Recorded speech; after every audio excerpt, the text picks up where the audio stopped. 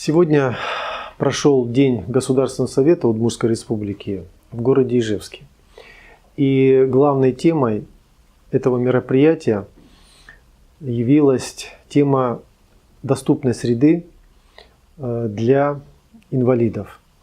Доступной среды для того, чтобы те ограничения жизнедеятельности, которые есть и у детей, и у взрослых инвалидов, чтобы они были минимальны, и чтобы наши инвалиды, наши пожилые были в комфортной, доступной среде и могли бы быть такими же полноценными, активными гражданами, как и все мы. Сегодня мы посетили несколько учреждений, где проблемы инвалидности решаются нашим государством и нашей республике. Первое учреждение – это был Центр социального обслуживания стационарного типа для пожилых инвалидов.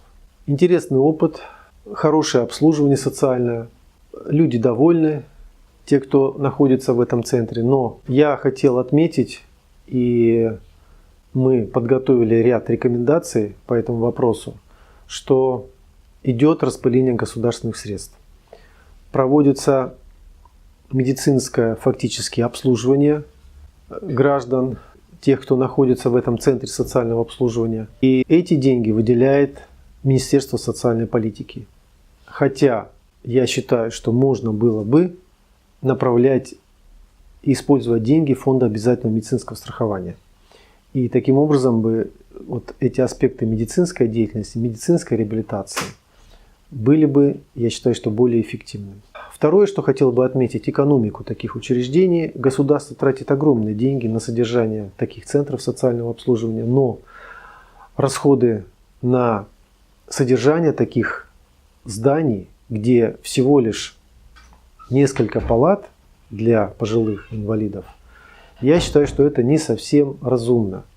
Я считаю, что палат надо делать гораздо больше, не менее 20-30, чтобы себестоимость нахождения одного человека была минимальной. Потому что в данной ситуации, в которой оказался Центр социального обслуживания, он тратит достаточно много средств на коммунальные расходы, на содержание здания. И даже эти расходы не покрываются теми взносами в рамках софинансирования, которое сейчас существует. Эти взносы, эта плата, она не покрывает даже коммунальных расходов, то есть содержание. Это, конечно, неправильно. И вообще мы считаем, наша партия считает, что граждане, пожилые наши инвалиды, которые отработали на государство всю свою жизнь, вообще не должны платить. И мы будем готовить законопроект для того, чтобы снять полностью взносы, оплату со стороны граждан и пожилых при поступлении в такие центры социального обслуживания.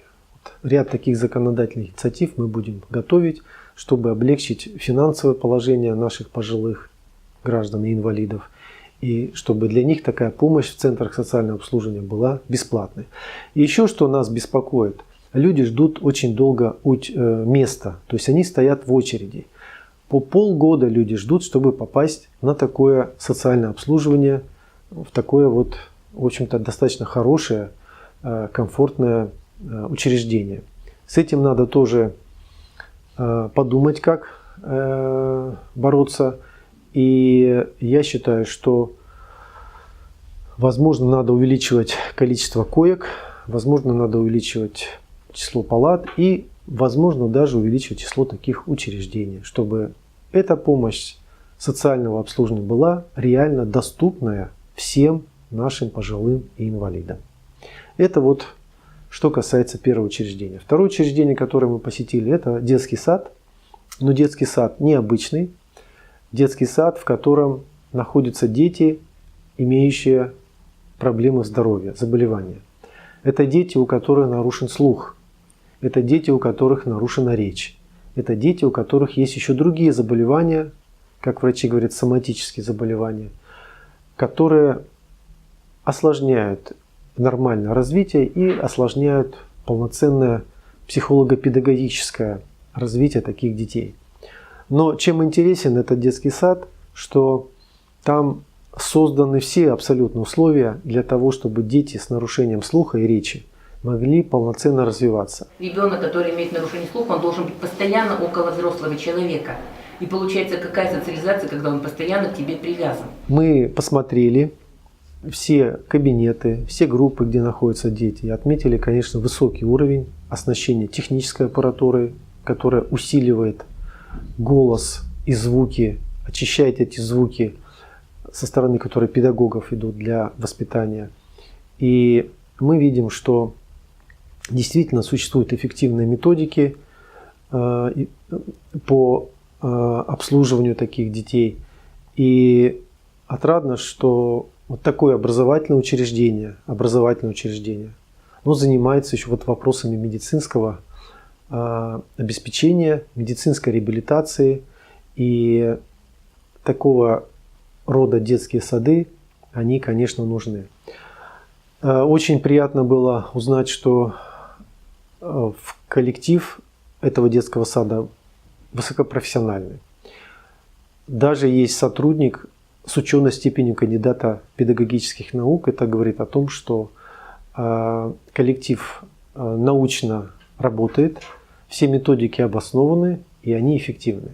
Проблемы, конечно, существуют. Проблемы существуют с тем, что эти дети, этот детский сад, нуждаются в дополнительных технических средствах, в оборудовании. А оборудование дорогостоящее, и практически каждый ребенок нуждается в соответствующей аппаратуре. И вот эта проблема остается. Проблема дополнительного оснащения, технического оснащения вот специальной реабилитационной аппаратуры связана с усилением звука и понимания речи и методик, которые там используются. Мы будем, наша партия «Справедливая Россия», добиваться увеличения финансирования со стороны государства таких учреждений, детских садов, где находятся дети с нарушениями здоровья.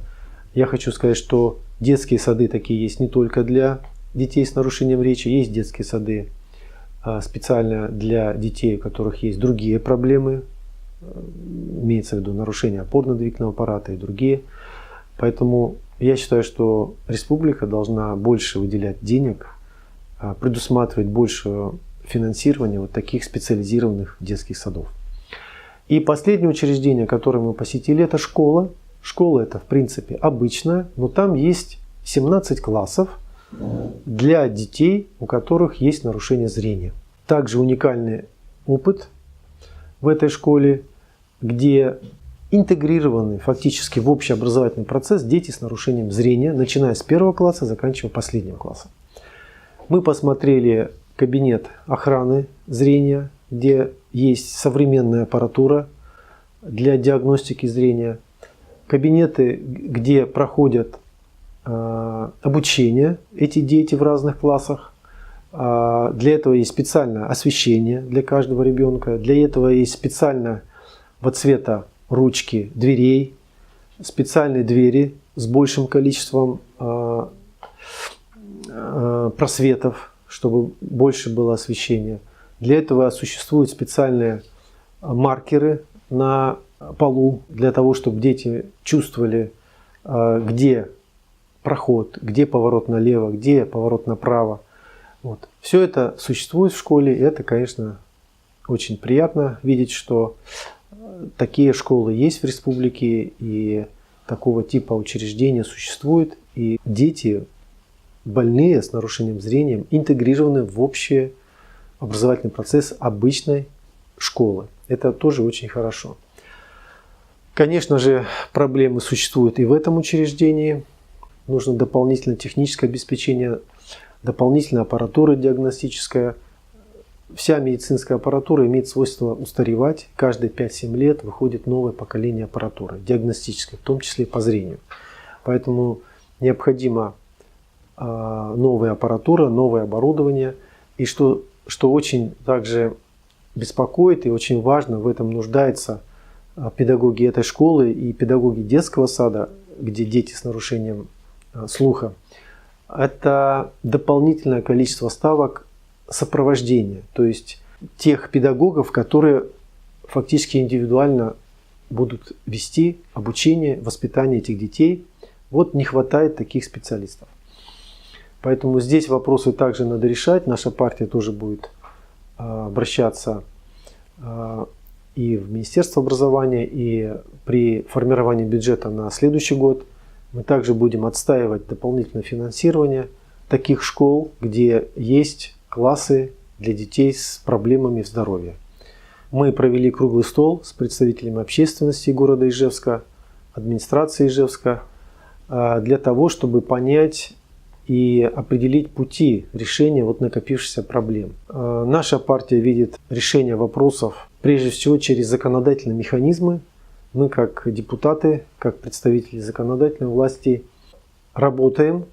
И наша работа, прежде всего, это новые законопроекты в республике. Вот как раз мы видим, что решение многих вопросов лежит в подготовке и принятии закона о здравоохранении, закона о комплексной медико-социальной реабилитации, закона о социальной защите инвалидов. Подчеркну, что этих законов в республике не существует. И я считаю, глубоко убежден, как специалист в этой сфере, что без базовых республиканских законов мы не сможем системно двигаться вперед и решать эти вопросы. Вопросы образования детей-инвалидов, вопросы медико-социальной реабилитации инвалидов, пожилых и в целом вопросы поддержания, укрепления здоровья населения республики.